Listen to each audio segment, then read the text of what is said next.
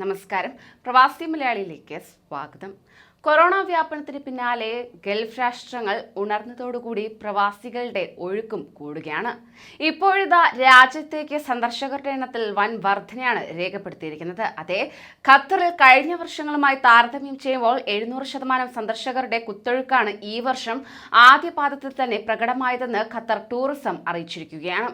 ഈ വർഷം ജനുവരി മുതൽ മാർച്ച് വരെ ഖത്തറിലേക്ക് എത്തിച്ചേർന്നത് 3,16,000 സന്ദർശകരാണ്.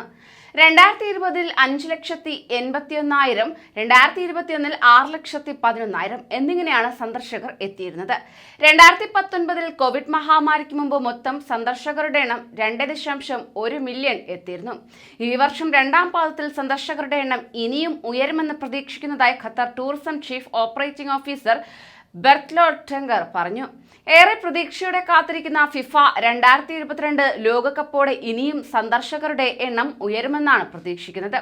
നിലവിൽ രാജ്യം 95-ലധികം രാജ്യങ്ങളിലേക്ക് വിസരഹിത പ്രവേശനം വാഗ്ദാനം ചെയ്യുകയാണ്. ഇതുകൂടാതെ 96 മണിക്കൂർ സൗജന്യ ട്രാൻസിറ്റ് വിസ ഉടൻ വീണ്ടും സജീവമാക്കുകയും ചെയ്യും.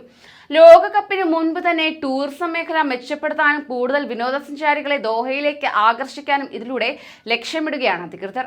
ഖത്തർ ലോകകപ്പിന് ശേഷം രാജ്യത്തേക്ക് സന്ദർശകരെ ആകർഷിക്കുന്ന നിരവധി പദ്ധതികൾ ആരംഭിക്കുമെന്നും ട്രെങ്കൽ കൂട്ടിച്ചേർക്കുകയുണ്ടായി. അതേസമയം ഞായറാഴ്ച മുതൽ ദോഹ മെട്രോ സർവീസുകളിൽ മാറ്റം വരുത്തിയിട്ടുണ്ട്. പെരുന്നാൾ തിരക്ക് വരുന്നത് പ്രമാണിച്ച് തന്നെ മെട്രോ സർവീസുകളിൽ മാറ്റം വന്നിരിക്കുകയാണ്. ദോഹ മെട്രോയെ കൂടാതെ ലുസൈൽ ട്രാം സർവീസുകളുടെ സമയവും മാറ്റിയിരിക്കുകയാണ്.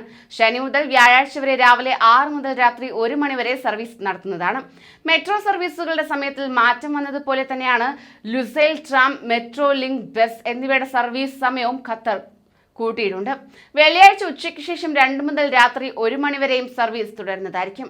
റമദാൻ അവസാനം രാത്രി സഞ്ചരിക്കുന്നവരുടെ എണ്ണം കൂടും. പിന്നീട് പെരുന്നാൾ വരുന്നതോടെ ആഘോഷങ്ങൾക്ക് തുടക്കമാകുകയും ചെയ്യും. ഇതോടെ യാത്രക്കാരുടെ എണ്ണം വീണ്ടും വർദ്ധിക്കുന്ന സാഹചര്യത്തിലാണ് മെട്രോ ട്രെയിനുകളുടെ സമയം മാറ്റിയിരിക്കുന്നത്. കൂടുതൽ പ്രവാസി വാർത്തകൾക്കായി ഈ ചാനൽ സബ്സ്ക്രൈബ് ചെയ്യൂ.